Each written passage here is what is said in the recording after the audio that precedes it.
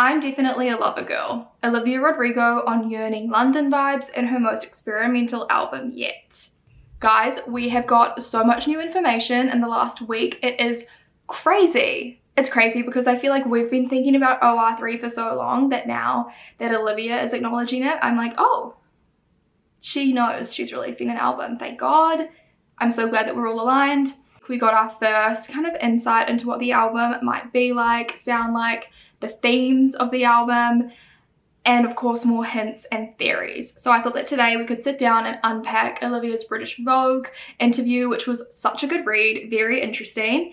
And then we could also go through her British Vogue YouTube video interview, the cooking one / cocktail Paloma drinking, as well as her Hotline update, Spotify playlist, this random page that's showing up in the Vogue magazine, love on the wall. There's so much. Prepare yourself, go get a snack or something and sit down and get comfy and we'll go over it all. Okay. Also, if you like Olivia Rodrigo and pop culture and pop stars, make sure that you subscribe for more. Can I just say, photo shoot, so cool. She looks great. It's a great photo. I suck at taking photos. This is just a personal thing for me. Anyway, I've pulled out some of my key takes, thoughts and everything of this article and I just thought we could discuss it. So, can I just say, the first highlight / standout for me, it says, it's just turned midday, we'd planned to get a pint at the pub a couple doors down, brackets her idea. I just thought that that was really fun of her and I just wanted to shout that out really quick. Cool.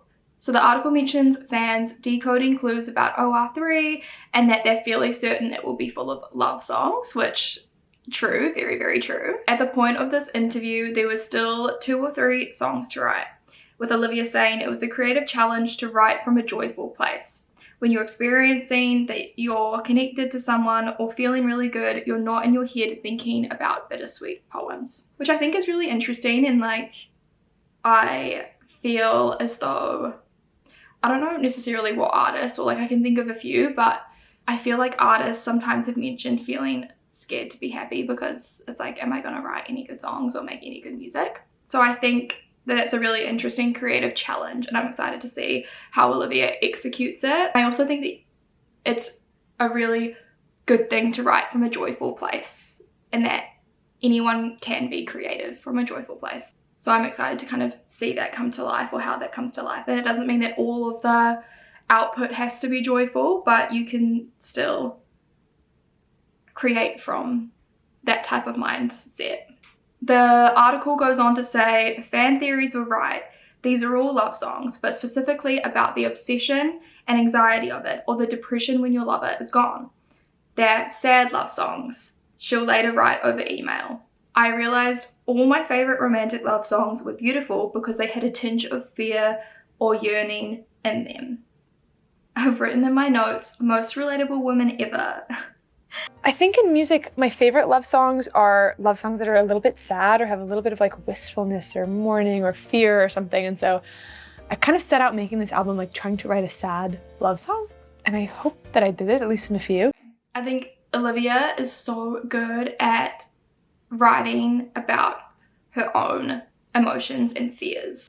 I find it so interesting that these are love songs and we expected a love type album.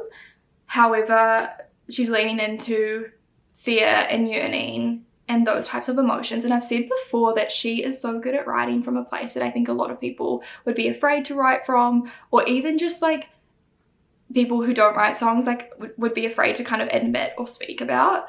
So I just love this for her. I think she's so good at like internalizing her emotions and putting them out there. And obviously, you know, you can write love songs and have them be about someone else, and there might be songs like that, but it sounds like there are definitely a lot of songs of her internalizing her own emotions in response to being in love or being in a relationship. So I'm really just excited to hear it. I just think she is such an amazing writer. The song vibes, the journalist that wrote, conducted, etc. this interview got to listen to 3 songs. So she said, the first is smooth, trippy, soft rock about the spirituality of finding the man of your dreams. Her voice sounds so different, laid back and mature. That's awesome. Sounds great, honestly. The second one, dreamier, hazier. The next traces the withdrawal symptoms of separation. The lyrics remind me of Phantom Thread, a film about poisoning your partner to keep them close to you, but is inspired by Miranda and Steve's relationship in Sex and the City. I was gonna guess I did guess Sex and the City vibes for this album, although I did guess more in the friendship vibe than relationship, but hey, I'll take what I can get. The article goes on to read, and how much Rodrigo relates to her when she tells him, whenever something funny happens, I always want to tell you about it. That quote is really sad. That quote is just really upsetting. Withdrawal symptoms of separation. I love it. I love that she's writing from these places, honestly. I feel like she just bears so much in her writing and she's so self-aware. The article also mentioned that Rodrigo explained that insecurities about her looks or value did not vanish with magazine covers, awards, or acclaim. I felt a similar way about falling in love, that the second I'm in a really great relationship, I'm going to start feeling good about myself and this stuff is going to fall into place. But it just doesn't work like that. The final song is about that. Realization, love won't fix you. And I guess like not every person can relate to becoming famous. God forbid, you know what I mean? We can't all relate to that. We can't all relate to the feeling of being on magazine covers and having that maybe not fix the way that you feel about yourself. However, I think a lot of people can relate to getting into relationships or falling in love and realizing that you're still the same person when you're in that relationship and it doesn't actually fix you or make you any different or better or, I don't know, who you want to be, whatever it is. So I think it's a really interesting place to write from. And I also just think it's a really emotionally intelligent place to write from. So speaking of that song, the love won't fix you type vibe, the article says it's dancier, the most experimental I've ever heard of her. I promise that I can read. Dancier is fun. I wonder what vibe that is in terms of dancier. Like, is it going to be like Kiss All the Time disco occasionally? Poppy dance? Rocky dance? You tell me. The orchestral end catches me off guard and it's so beautiful in this setting it almost brings me to tears. It's my favorite of the three. Okay, exciting. And also we know that Dan has produced it and I just like very much trust him as well. I feel like they make such great music together. So I'm excited to listen to that. Overall, my thoughts on this interview is that the album sounds very mature. Oh God. Alrighty, so my overall thoughts on this album so far from the interview is that it sounds very mature, very introspective, which we love. And it's very Olivia. Like I said, she is so self-aware and I feel like that's what makes her music so good. And I love that she's able to take a concept like love and relationships and write about its effect on her, not just the thing itself. That's kind of my take on the British Vogue interview. It sounds amazing. I'm really excited to hear the album. At the same time, I think, as this interview kind of came out, she also did a like cooking video, cocktail making video with British Vogue on YouTube. I loved this interview. I love how openly she's speaking about the album. She did say something in there about the album being hard to describe in one word. Oh, one word is hard. I feel like the album is very varied. It's very varied. And it does make me wonder if the album is going to be more than a one-word title. If she says it's hard to describe in one word, I mean, a title is the ultimate description of an album, so maybe it'll be more. I don't know. That she tried to inject more joy into the album. I really wanted to figure out a way to kind of write about joy in this album. I feel like my last two albums are very, rightfully so, kind of angsty and heartbroken, and just as a creative endeavor and also because I was experiencing a lot of joy in my life, I wanted to figure out how to like inject that into the songs that I was making. So yeah, I'm really proud of it and I hope everyone likes it.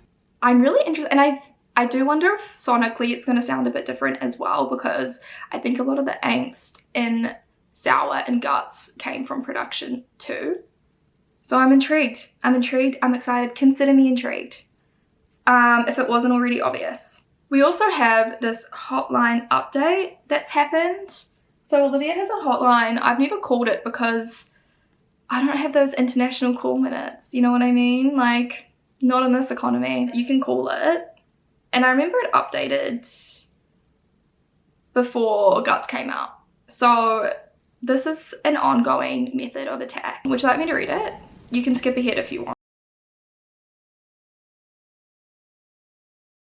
Knowing that the best is yet to come. Well, that was beautiful. God, that's actually quite uplifting. So the pink moon will appear on April 1st, 2026. Could that be a date? Could that be a single date or something? It's kind of full steam ahead. I am loving the build up to this. I just like don't know what's going to happen or when it's going to happen. It's a bit unpredictable. It's fun. Also, I will say this Hotline message it's giving whimsical. And I said that this album is giving me whimsical vibes. The logo feels whimsical, okay? And so does this Hotline message. People are also saying it sounds like a tarot card reading. Let's talk about the wall. So wall update. I honestly never thought that would be something that I would discuss on my YouTube channel, but I'm really excited. The wall in which Olivia's logo popped up, if you don't know, and then every day they've been repainting it. So it was purple, and then it was pink, and then a different shade of pink, and then it was a different shade of pink. So the wall now says love. Crazy. Honestly, could this be, people were like, is it the album name? And I don't think so, because I think she would have announced the album at the same time that this was painted. I'm wondering if it's single related, or if the album title, if it's multiple words, if it has the word love in there, like love something, something love, something something love. You know what I mean? Fill in the blanks. The somethings are blanks for reference. This is also present in Olivia's British Vogue, like the issue. There's a page that's pink with the word love on it. So that's crazy. It's a crazy, honestly, unprecedented times that we're living in. So Olivia also has a playlist on Spotify. Well, it was made by Livy's HQ. She's like reposted it. I don't know. It's her artist pick on her Spotify. And it has love on it. I think this must be single related, like the love thing. Like love must be in the title of the song. I don't know. And there are songs in here. So people are wondering if this is what the vibe of the album will be like. We've got songs like Deja Vu, which honestly, when Olivia said joy and like the fact that she wanted to put more joy into this album, I thought of Deja Vu. Obviously the theme of the song isn't super joyful, but I think sonically that pop, and they're still kind of, it's still kind of pop rock, but probably more poppy.